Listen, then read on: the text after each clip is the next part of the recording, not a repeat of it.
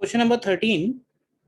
A block of mass 1 kg and another block of mass 2 kg are placed together, ठीक है, on an inclined plane with inclination theta.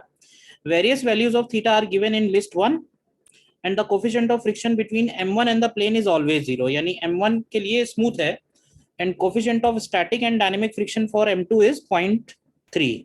तो m1 के लिए mu का value 0 है और m2 के लिए म्यू का वैल्यू 0.3 है, ठीक है।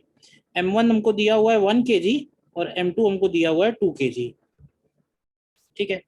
In list two expressions for the friction on m2 is given.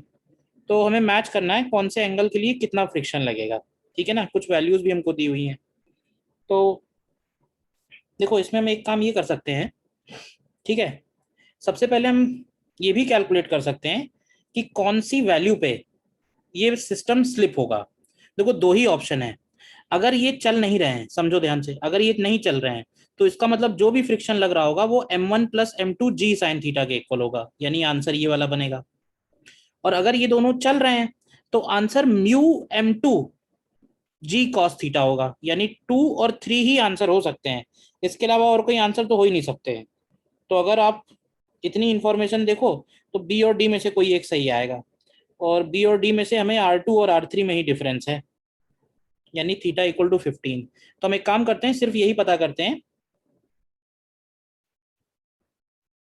Maximum angle till they do not slip.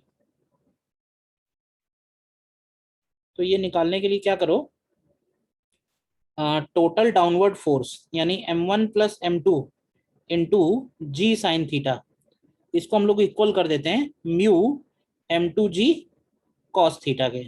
तो देखिए यहाँ से tan थीटा की क्या वैल्यू आती है, तो tan थीटा g तो कैंसिल हो जाएगा, म्यू की वैल्यू दी हुई है 0.3, m2 की जगह हम लोग लिखेंगे 2 and divided by m1 plus m2 की जगह लिखेंगे 1 प्लस 2 यानी कि 3। तो ये वैल्यू 0.2 आती है, और 0.2 के लिए जो हमें थीटा दिया हुआ है वो दिया हुआ है 11.5 डिग्री। तो इसका मतलब है कि 11.5 डिग्री से अगर कम एंगल है तो आंसर 2 बनेगा, यानी इन दोनों का आंसर 2 बनेगा। और अगर 11.2 डिग्री से ज़्यादा है तो इन दोनों का आंसर 3 बनेगा। तो इस हिसाब से फिर हमारा ऑप्शन डी सिर्फ करेक्ट आ जाएगा, ठीक है ना।